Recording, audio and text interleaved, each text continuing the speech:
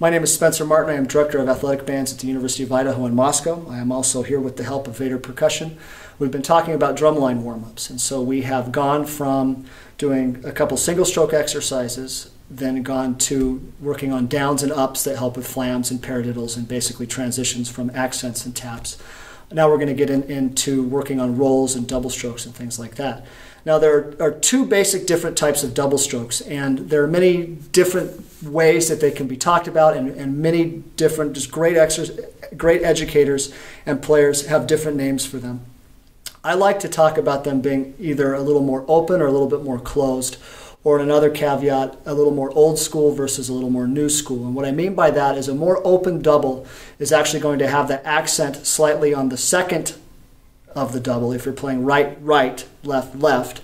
A more closed double, a more modern double, or a faster double, especially the ones played on Kevlar heads, have the accent on the front of it, on the first part, right, right, left, left. Now, once it gets very fast, it just automatically goes to that. Slower types of doubles have the accent on the second one. I say all this because that's the framework of it. I'm not necessarily going to show you exactly those types of things today. I'm going to show you exercises that will help those types of things if you have a part in your drumline thing that needs more open doubles versus more closed doubles. Now, the classic exercise for open doubles, which everyone does, and I did it with mine, and it's on here. A lot of people call them double taps. I just call it open double exercise. Sounds like this.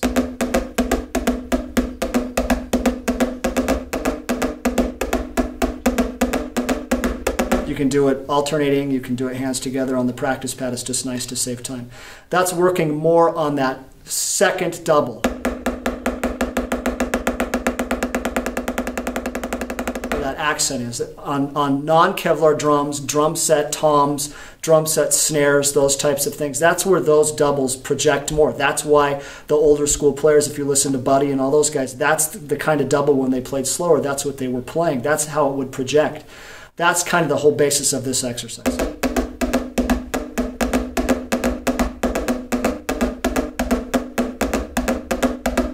The trick with this with your hands, it is not on my palm the entire time. There is a bounce in there. If it was on my palm, it would sound like this.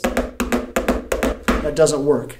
It's literally basically coming off my palm and then it's hitting my palm on that second double. I'm not moving my fingers. I'm not opening it up. If it looks like my fingers are moving, the stick is moving it. It is not a finger exercise. It is a wrist exercise. It is one muscle group, not two. That's where tension and tendonitis and bad stuff happens. It is not with fingers. If the fingers are moving at all, the stick is moving the fingers, not my muscles.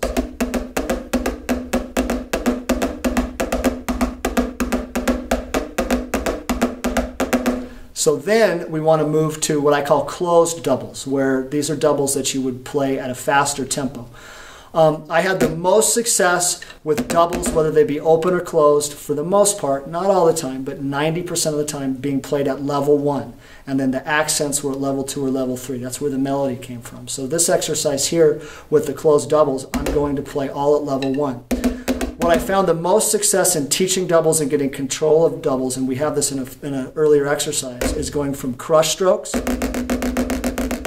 multiple bounce to a double stroke. If you want to learn more about that, you can go back to one of the other videos. But for this exercise is you play it and you have your 16th notes, and then when you see the double is you play each one as a crush stroke.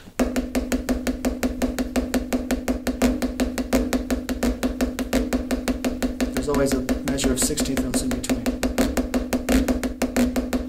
Remember, crush strokes don't sound good. They don't sound good. That's why they're great on a pad. But again, I'll just kind of shorten this so you can hear it a little bit. But again, crush strokes first.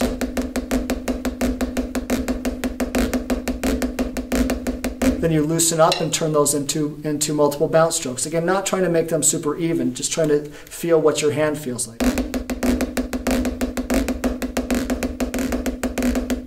Eventually you turn them into double strokes.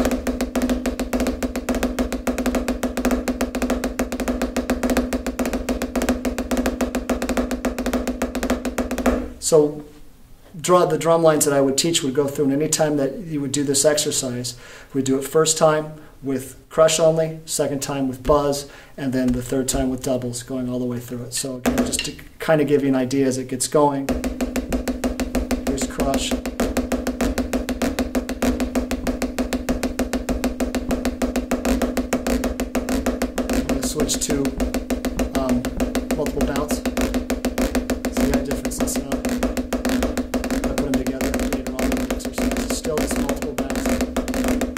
Now I'm going to switch to double.